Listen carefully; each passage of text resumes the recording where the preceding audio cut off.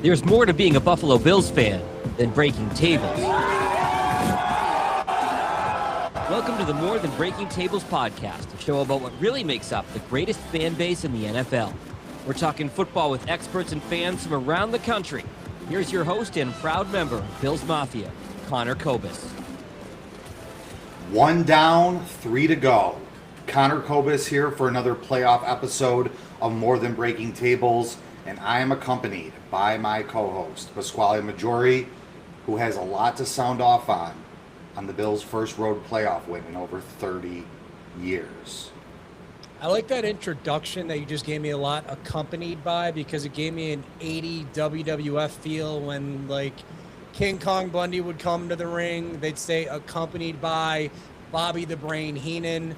One Man Gang comes to the ring, accompanied by the Reverend Slick, etc., etc. So I appreciate you setting me up like that, and talking is hard. I appreciate that. It's what I focus on the most for our episodes is how am I going to start the show. Everything else just comes as it is. But, wow. Let's talk about that game. Where did you watch, and what was your thoughts as that team who, I'll be honest with you, I can't pronounce their last name, that team in Florida? Let's talk about that game. Yeah, it was one hell of a Sunday. We watched at Vinny's Sports Bar with a bunch of other like-minded Bills fans. I just want to give a shout-out to Vinny's, too, for always putting on a great presentation.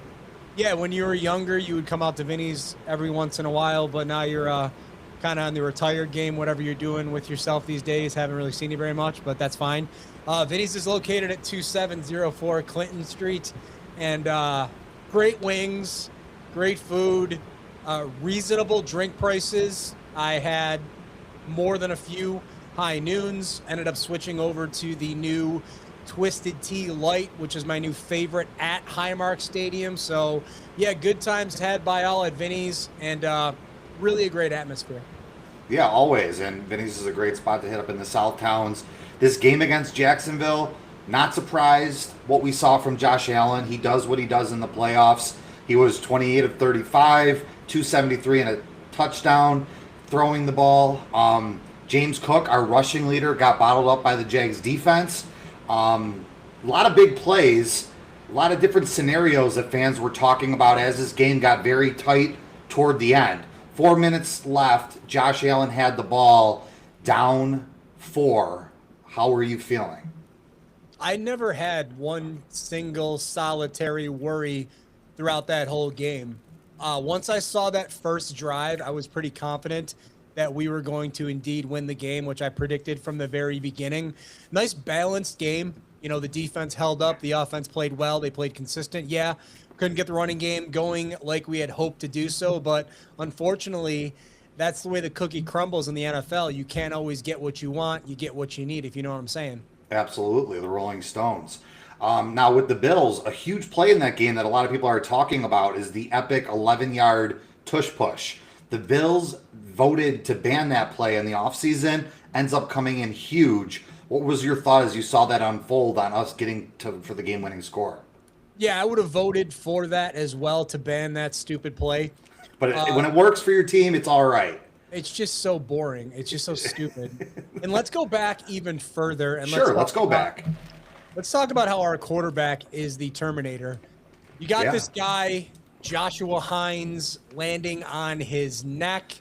Josh hurts his knee on the goal line there, hits his hand on his offensive lineman's helmet, still plays through the pain, still plays through the game, no issues whatsoever, no thought about even coming off the field, because my man is an animal. He is not human.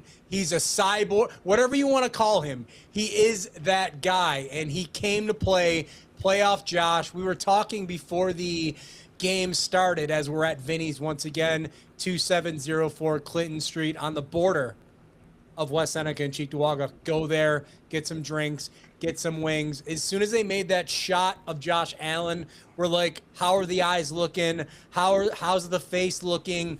Is he thinking about the baby that's coming, or is he thinking about dominating the overrated, overhyped Jacksonville Jaguars, Sal, on that given day? Yeah, I mean, Josh Allen, when we're talking about NFL playoff history, he's got the best touchdown to interception ratio ever recorded. 6-1 touchdowns to picks. He's just that good in the postseason. The thing that's been eluding him and this Bills team under Sean McDermott is that Super Bowl. And we got that first tough game down. Now we have this road, and we paved this road ourselves. Because of the silly losses to the Dolphins and Falcons, we didn't get that number 1 seed. We didn't win the division. So we have to do this on our own, on the road, short days rest. I don't care. We got the Broncos. We're going there. Let's keep it rolling. Yeah, Dirk Bentley said it best. Free and easy down the road I go. This playoff road that the Bills are going down will not be easy. It will not be free. We unfortunately are coming out of that game on Sunday, too, with a couple major injuries to our wide receiving core. That's going to be a problem. But then there's good news on the horizon that the practice window has been open for Sean McDermott's least favorite human being, Curtis Samuel, and maybe one of his most favorite human beings, Ed Oliver. So you got to take the good with the bad. You know, we'll go out there, we'll scour the waiver wires. I believe they made a move today. Can you help me with this? I saw something in a very obnoxious, very annoying group chat that I was trying to avoid today because it was a very frustrating day for me today, Connor. So I wasn't sure if I would make it to the program. I'll tell you what happened right before we went on the air, as they say. But yeah, we need to make some moves, and but thankfully we do have those reinforcements coming back. Absolutely, and a lot of people are talking about the injuries. Tyrell Shavers played the second half with a torn ACL, took 22 snaps. I think that's wild as someone who tore his Achilles and couldn't do anything. So battle-tested, Tyrell Shavers, give him a spot in the new Stadium Wall of Fame. I mean, that's just loving the team. He's embraced Buffalo, one of the bright spots in that room that we talked about. Let's also give a huge shout out to our best receiver, who doesn't get enough credit with how he's used, but Khalil Shakir had a great day. 12 catches. He had that one spin move to get a first down. He's so elusive. And the screen passes that we kind of bitched about Joe Brady during the regular season, I thought they turned out pretty well against the Jaguars. I thought for sure you were going to go with Keon Coleman there. Well, I know how much you don't like him, and to be honest, you're going to have to make up with him because he's going to have to be a crucial receiver for the rest of the season. Yeah. So one thing I want to talk about is the decision making that went into that game. Every time I saw Matt Prater on the screen, I myself got a little nervous. What a day by him. What a day. Maybe my quad tightened up a little bit. Maybe I was thinking, should I not get out of my chair right now? Should I sit back on the stool and not move because my quad could just basically seize up and I'm done for the season? Yeah. What a day for the old man. We were nervous because we weren't sure what the situation was. I was going to go with Wishnowsky. That's why I said situation. Talking is hard, part 2. Wishnowsky doing the kickoff so Prater could just focus on the field goals and the extra points, and that was a great strategy. A couple times I thought to myself we should have went for it on 4th down, but in the end it all worked out, and Prater had himself a day. So you mentioned not being nervous throughout the whole game, obviously, with the Bills and how that game was unfolding, and I can agree with that. What were your thoughts on the final minute and the Bills choosing to score that touchdown to give Jacksonville a minute to tie it up with a field goal, knowing they had that kicker that can hit 70-yard bombs? What people talked about bleeding the clock. Ultimately, McDermott said, "We just want to score." He's not Mahomes, but did you have any worries that Trevor Lawrence was going to do anything? Yeah, it was definitely a little nervous, as you mentioned, knowing the range that the Jacksonville kicker has. I'm not going to say Jaguars anymore. I'm just going to say Jacksonville. Knowing the range that kicker has, I was a little nervous. You gave him like 1 minute and 2 seconds left. They had no timeouts, but I was also pretty confident the way the defense was playing. Trevor Lawrence, as good of a quarterback as he is for his generation, his era, still pretty much unproven in my opinion. So, I wanted to put it on his shoulders and see if he can get the team down the field. But defense showed up. Cole Bishop, huge play. And we go home victors, leaving Jacksonville. And that's such a big boogeyman to get off your back, is what people have talked about this Bills team is never winning a road playoff game.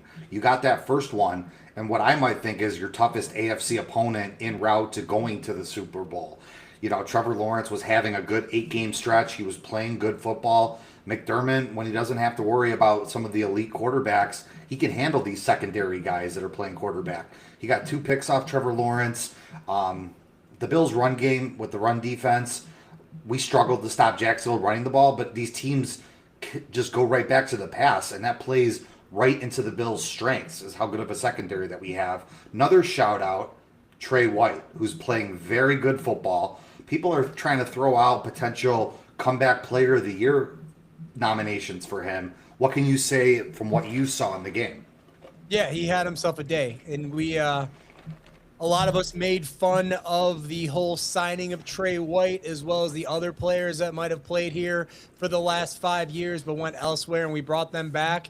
But yeah, he had a great game. And one thing I want to bring up too is, like when I do this program with you, I like to rant a lot about fan reactions. I like to rant a lot about media reactions.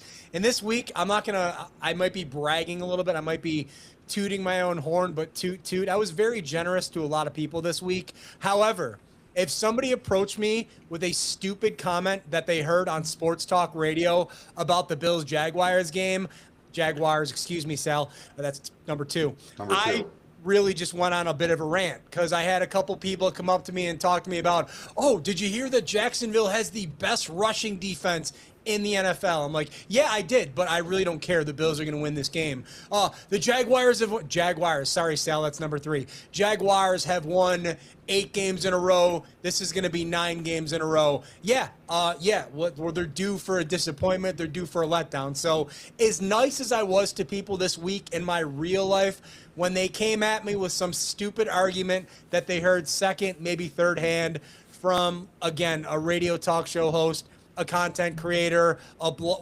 fucking YouTuber. I don't know if I'm allowed to say that on Facebook. Our stream might have just went down, but I avoided Facebook. I avoided Instagram throughout the entire game because I don't want to hear these idiotic, asinine, ridiculous takes. People putting stuff on Facebook, not using proper capitalization, not using proper punctuation, not even conveying a complete thought. Not to mention, we have this section of the fan population, as we like to call them, anti-McDermott no matter what. I went on a rant on this program last week. Not going to get into that, but again, some of the media reactions, some of the fan reactions really did not make me very happy this particular week. Yeah, and I try to take it with a grain of salt with each of our opponents as we move through the playoffs, because everyone and their brother is going to tell you why. For instance, this week, Denver, you got to deal with that home field advantage they have with the fucking altitude bullshit. Josh Allen went to Wyoming. He dealt with elevation 2,000 feet higher than what is in Denver. I don't care about that. I'm focusing on the Bills team, who has 5 years of a playoff experience, and they're going to fuck shit up on the road to the Super Bowl. I don't know if we're allowed to swear like that, but I like it. All right, great. I gotta find out I gotta check my my Facebook terms of service. I know YouTube you can kind of get away with it, but I think we're pretty low on the radar. I mean, like maybe 3, 4, 5 people watch the program. So I think we got 2 more people, so we're up to 7. 7. Okay, 7. Let's keep moving. If we can add another person on each week, that would be great. Shout out to my new Facebook friends who, again, might have caught my stuff on WBEN the last couple months.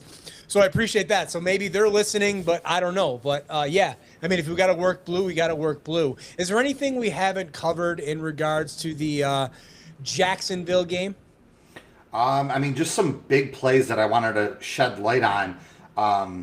The 4th and 2 stop, Sean McDermott challenging the play and making sure that we got the ball. That was a huge point of the game.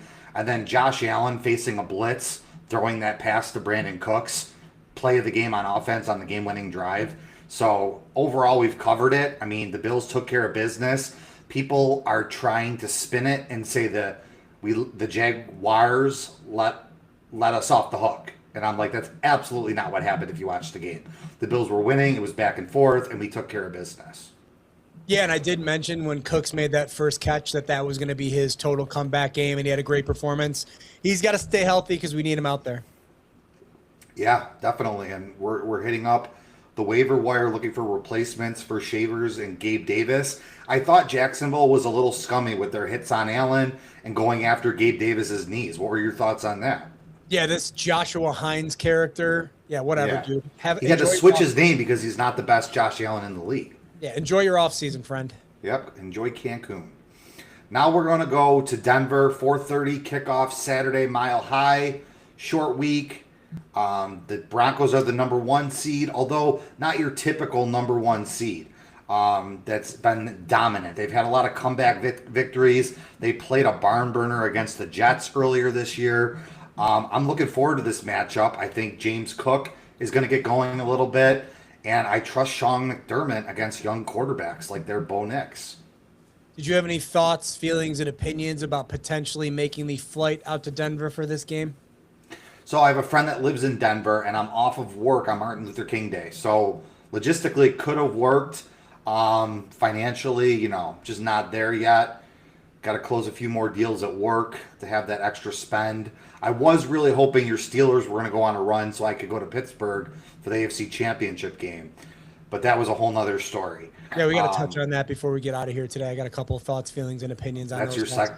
second favorite team. Second favorite team, yes. Yeah, but right now it's looking like Denver's right now and then the winner of Houston and New England. And I want to see New England go down really bad to Houston.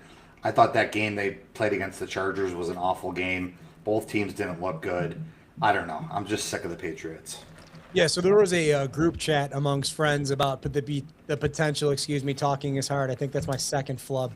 About going to Denver. We were looking at the flight situation, Southwest Airlines, the prime flight to head out there. But I want warm weather. Like, I would like to get out of Buffalo, like I'm sure a lot of people would around this point in time of the year.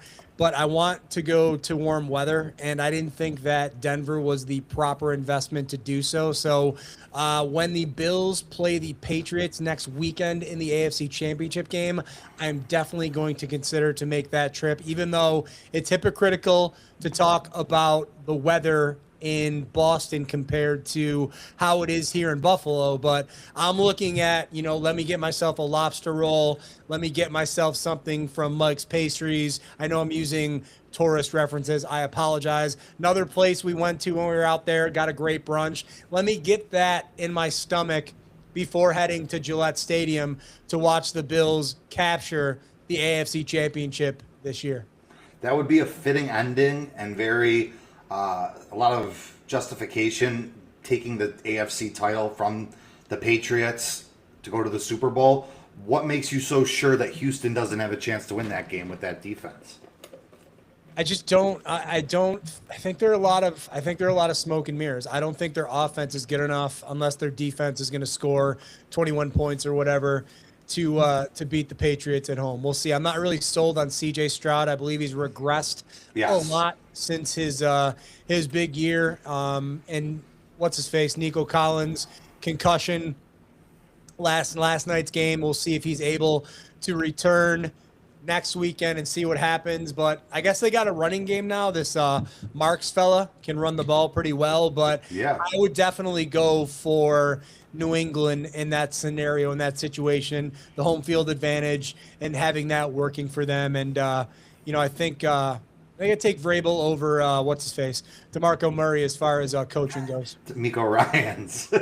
Same person. DeMarco Murray is a running back for the Cowboys.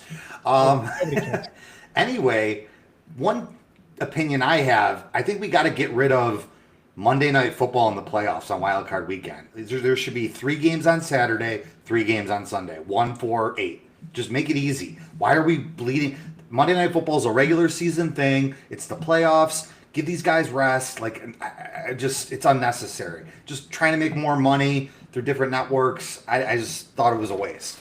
The thing that worked in my favor, though, is that WWE Raw was overseas, so that came on at 2 o'clock. So basically, came home from work, watched the replay of that, fell in and out of sleep while watching Raw because I had a pretty rough night on Sunday night, whole day, I should say.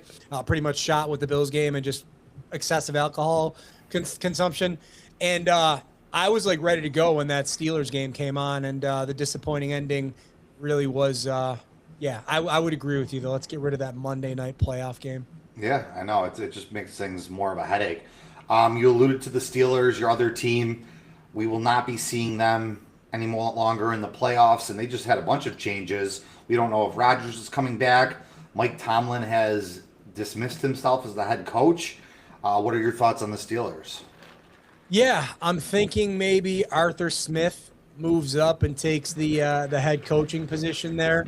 I don't see anybody else wanting to take that job right now because if Tomlin comes back, because Tomlin asked to step down, so it's not like they fired him. He didn't quit. He's taking a bit of a break. So maybe he has a change of heart unless he plans on going into television, grabbing another job. I know I mentioned time and time again on this program. I listen to a lot of WFAN, especially now with Craig Carton back in his king chair where he belongs, his throne, I should say. And they were talking today about, if John Harbaugh is not going to take the Giants job, why not Mike Tomlin, or even he takes the Jets job next year? We'll see what happens. But if he were to take another job, it'd be a situation similar to the Sean Payton situation where they'd have to trade for him. As far as Aaron Rodgers goes, talking is hard, flub number 3. Love the man to death. I don't agree with these media personalities, whatever they call themselves, that, take a shot at him any chance they can get. He's a unique individual, and the world needs more people like that. I don't know how much more he has left in the tank, so I'm going to be pretty sad to see him walk away from the game. But yeah, you're right. Maybe it's time now with that performance last night, but against that defense, 42 years old, what are you supposed to do? Exactly. It could be the end of the road for him. 9 head coaching vacancies, could be potentially 10. It's almost like a coaching carousel. And guess who's getting interviewed for the Lions offensive coordinator position, Pasquale? I hope it's not Doug Marrone. Mike McDaniel. Oh boy, here we go. That'll be interesting. Oh, he is going to be cooking with Dan Campbell. They're going for it on every 4th down. He's going to have some really creative plays. I guess so. I guess his final interview with the owner of the Dolphins didn't go very well. No, definitely not. And I don't know if he's cut out to be a head coach, but could be a decent coordinator and kind of go from there. Broncos matchup, they also have a good run defense. We played them in the wild card round last year in Buffalo, 31-7, dominating performance. I feel confident about winning again. I don't think it's going to be a blowout fashion. I don't think any of these playoff wins are going to be like that because the Bills just don't have that kind of a team. It's going to be a gritty, kind of grinded out type of game. But I always love when the Bills win the coin toss and defer to the second half. That gives me a great feeling. Let me send the defense out there first, get a stop, give Josh the ball. Let's talk about something real quick. We got some activity in the chat room here from Slade Pulliam 4730. He asked, how are we feeling about Surtain locking up Kincaid? That's a realistic concern. Slade, I love that. It's making us think. And a lot of people are talking about that matchup. They have one of the best cornerbacks in the league, Pat Surtain II. He's really good at taking out your number 1 receiver. Well, here's the thing about the Bills. We don't have a number 1 receiver. So the joke's on you. Are they going to put him on a Kincaid, who's our best passing option besides Shakir? Is he physical enough for that matchup? We'll have to see. I think they very well could put him on Kincaid. The Jaguars did a pretty good job limiting our tight ends. So I can imagine Denver's going to want to have the same strategy. Yeah, I'm not really worried about this game at all. I'm going into this just like the Jacksonville game where I'm confident the Bills are going to come out with a victory. That's a great point about their defense. I know their defense has some more higher profile players than the Jaguars did. So that's going to be a tough matchup. But I don't think their offense is really anything to write home about. No, they're missing J.K. Dobbins, who's one of their better running backs. He's on IR. Bo Nix, good quarterback, but he's not a elite quarterback yet. So I'm not really worried about anyone in the AFC going toe-to-toe with Josh Allen. There's one quarterback, I think, that can do that with him potentially, and that's in a Super Bowl matchup with the Rams. I think Matt Stafford, solid quarterback. That could be a battle. But we have the edge at quarterback for every single game for the rest of the playoffs. Yeah, and I'm all in on the Bills-Rams Super Bowl, by the way. That's prediction. Let's go. That would be a hell of a Super Bowl. What do you think about starting a GoFundMe for me and you to go to the Super Bowl for More Than Breaking Tables? Raise some money. I'm okay. I mean, if I want to go, I think I can go. I'm not sure. I don't want to talk about your financial situation like this, but yeah, I mean, I don't know if we want to go that route. But that's a great point. That's fine, definitely. So you would consider going to the Super Bowl. Talk to me about No, the no. Kelly days. Did you ever do anything like that? No, it's too young. I'm not Too going young. to California. I'm not going to California. No. No. I That's would fair. go if it was Vegas, if it was New Orleans, if it was Florida, I would go, but I'm not going to I have no desire to go to California for this Super Bowl game. No, not. You're probably just trying to go to see Bad Bunny, the halftime performer. Oh, you mean the guy from the WWE? He was in the WWE. Yeah, That's where I know him. That's right up. That's right up your alley. Can I get something off my chest before we get out of here today? Sure. All right, so I like to reward my sports teams for good behavior, and winning a playoff game for me is considered good behavior. I'm not a jersey guy, but I am a big Nike sideline guy, Nike sideline hoodie guy, and there are two specific sideline hoodies that I'm looking for, probably about $100. Check the NFL.com website. They don't have extra large. Apparently, all the fat people took those like myself. I went to the Rally House, don't have it. Went to the Bill store, don't have it. I am willing to give the NFL $100 plus tax to purchase not even maybe one, but maybe two hoodies, and they cannot have the inventory that I need to purchase this hoodie that I've been wanting for weeks and weeks and weeks. I mentioned my friend TJ talked me out of getting the Doug Flutie autographed mini helmet at the last game. That's gone as well. So I have a number of disappointments when it comes to supporting my sports teams. Now there is a Josh Allen Danbury Mint statue that I would like to purchase, $200 to put in the shelf. Can you see the only light I have on is the Josh Allen shelf right there, and I did that for a reason. I want to put the Danbury Mint thing in there, but I also want this hoodie, but the NFL continues to let me down with disappointment after disappointment after disappointment. I don't like you being disappointed because it comes out in the podcast. You're upset. I want you in the best mood possible, celebrating Bills wins week in and week out. Why can't they supply extra large Nike sideline hoodies? What's the issue here? You're asking the wrong guy, my friend. All right, then I guess that's all we got for tonight, right? Absolutely. You're talking about Bills Patriots next week. I want a rematch against Houston. I didn't like that regular season game. We looked terrible. I want to go into, and I've been to Houston for a playoff game. Was at the wild card. We lost. I want payback. So from a story point, I guess I would say yes, Houston, but I just think, thinking logically, I think that the Patriots have the home field advantage, and I like Drake May over CJ Stroud, even with as powerful and as tenacious as that Houston defense is. Good work. Could go either way. It's going to be a great game. We can't wait to see how it all unfolds. And we are going to be back here next Tuesday after a Bills win over the Broncos to get ready for the AFC Championship game. For Pasquale Maggiore, I'm Connor Kobus. Any plugs, Pasquale, before we sign off for today? I do, and I just want to apologize to the three people that are watching this, because I ate dinner very quickly because we had a dishwasher repair person in the house that came very late. I was very annoyed. Had to keep the dog under control, so I basically choked my dinner down. I think I have some broccoli molecules in my throat, which is why I keep grabbing the water. Buffalo Championship Wrestling, Sunday, February 15th. Wrestle Sunday 4 p.m. bell time. Doors open at 3 p.m. Renaissance Club in North Tonawanda. bcw-wny.com to get your tickets. It's going to be a great afternoon of local, live, professional wrestling, family-friendly action. You see my Instagram handle right there. Add me on there as well. And if you're watching this on Facebook, we're already friends. Absolutely, and we're all in this together here as the Bills make their playoff push into the divisional round. 3 more games to go. We will be with you every step of the way. Go Bills. Go Bills.